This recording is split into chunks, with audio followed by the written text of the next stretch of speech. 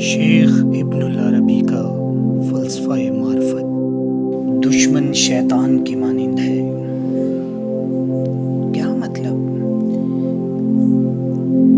انسان عارف تب بنتا ہے جب وہ اپنی لغزشوں پر قابو پا لے اور شیطان کو پہچان لے۔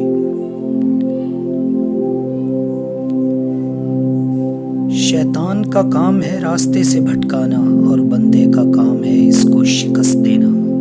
جو انسان بھی شیطان کے حربوں کو پہچان لیتا ہے وہ اللہ کی معرفت حاصل کر لیتا ہے۔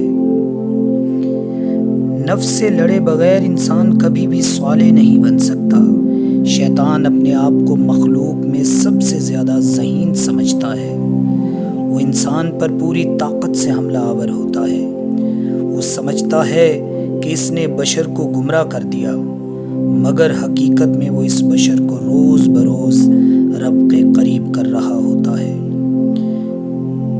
شیطان چاہے انسان کو کتنا ہی گمراہ کر لے، لیکن رب کے شکر گزار بندے اس کے دام میں نہیں پھنستے۔ اور جوں انسان شیطان کو شکست دیتا ہے، اس کا اللہ پر ایمان مضبوط تر ہوتا چلا جاتا ہے۔ ہمارا دشمن ہمیں جس معراج پر پہنچنے سے روکنا چاہتا ہے، وہ یہ نہیں جانتا کہ اس طرح وہ ہماری مدد کر رہا ہے۔